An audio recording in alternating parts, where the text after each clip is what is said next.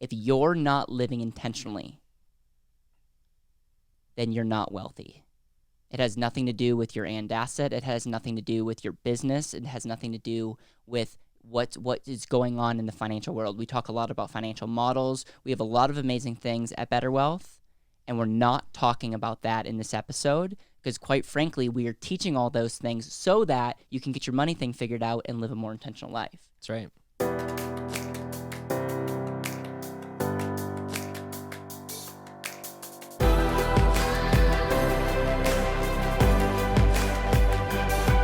This is BetterWealth with Caleb Williams. Welcome to the BetterWealth podcast. In this episode from the front lines with Jereme, we're going to be talking about intentional living. And before I hand it off to you, I love this topic of intentionally living your life. And I just want to paint the picture because at BetterWealth, we could stand for a lot of things.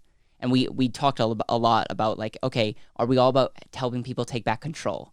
Well, the answer is yes, but that's not what we're going to stand by. Are we all about helping you grow your resources or be more efficient? Yes, but what are we going to die for, quite frankly, as it relates to our message, as it relates to what we stand for, is this concept of intentional living. And I've said this a lot on the show. I've said this a lot when I go and speak, and I just want to encourage you listening and watching to this.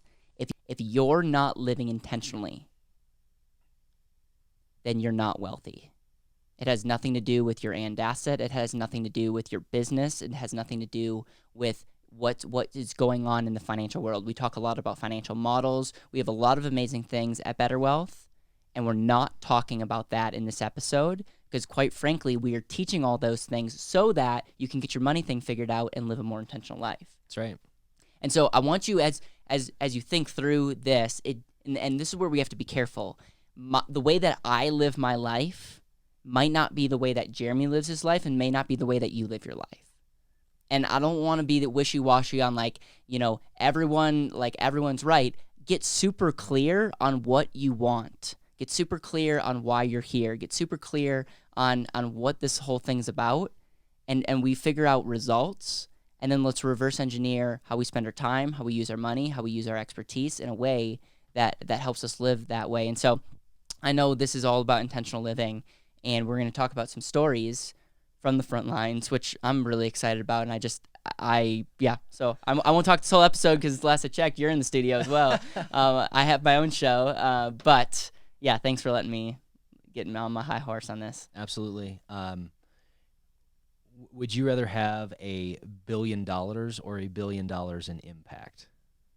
It is all about impact for me. Yeah.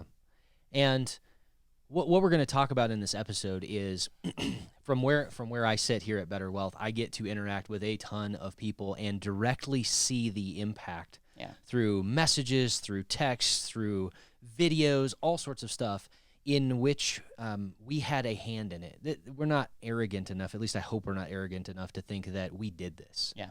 But we hopefully played a part in some of these stories.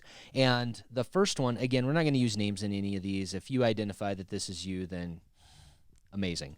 However, we are going to talk about, and the first one I love, and this is one of my favorite folks as well, because this is an impact thing. Yeah. Right. And it has been a process of understanding. So just the other day, I was actually just thinking about this client of ours, and I said, I'm going to send him an email. So I just sent him a short, hey, how's it going? What's up? Just like that. Yeah. And he writes back, and things are well. Stuff's going awesome. I'm really interested in this one thing that we're working on that he knows about, and he always asks me. Just periodically will shoot me a text. So we have a genuine, real relationship, which is fun. And then he says in his message, so I took my first cold shower today. Oh, my goodness. So Dan, Caleb, Ben Greenfield. Yeah, we were running short on content one day, and we were like, oh, we need a podcast.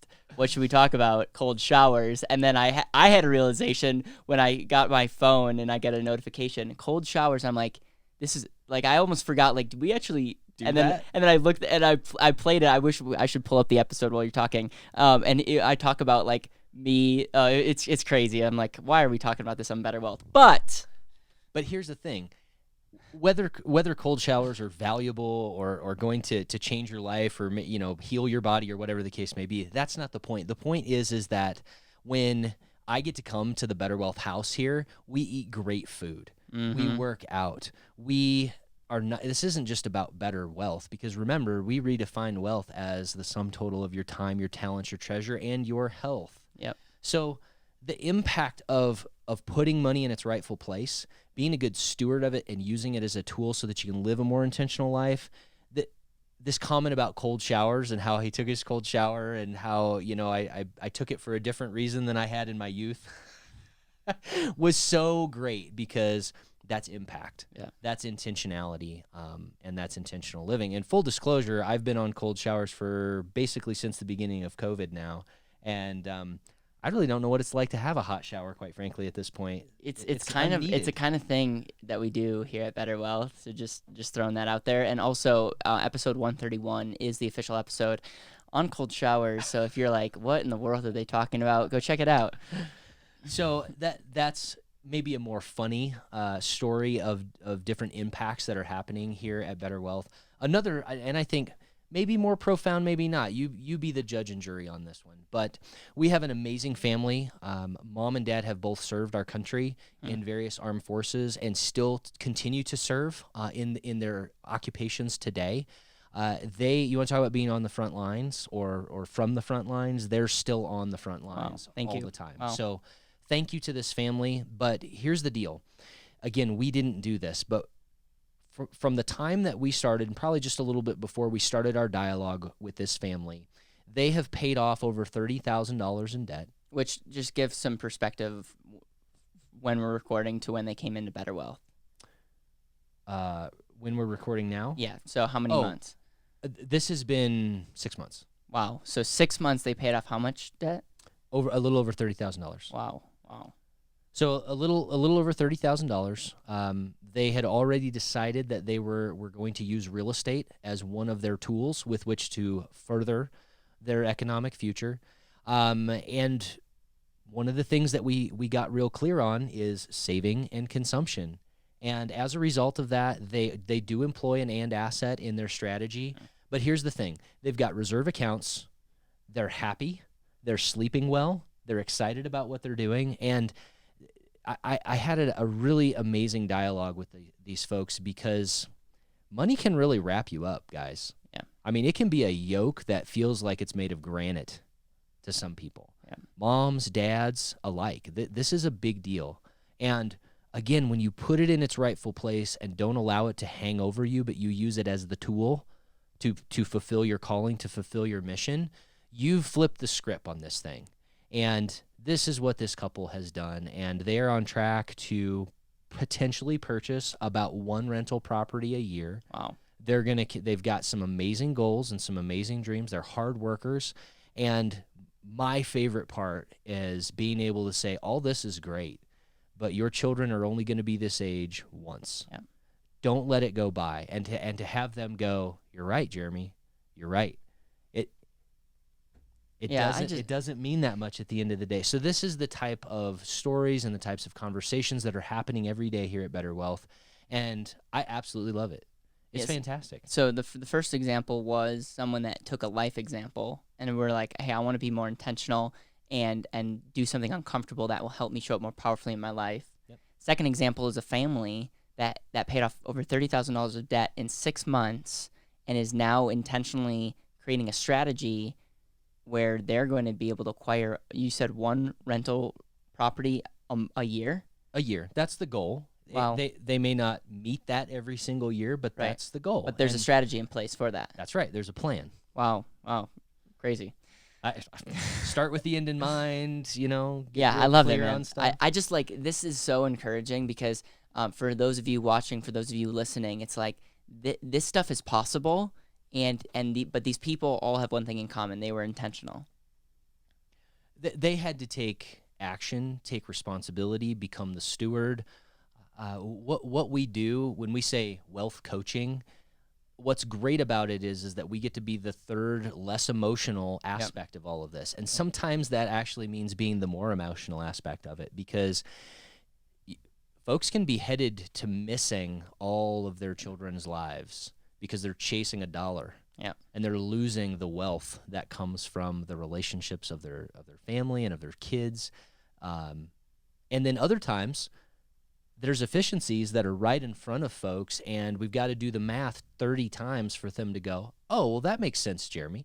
And that's okay, because ultimately this is your model. It's your finances. And we find that the heart has a lot to do with this. Yep. It really does.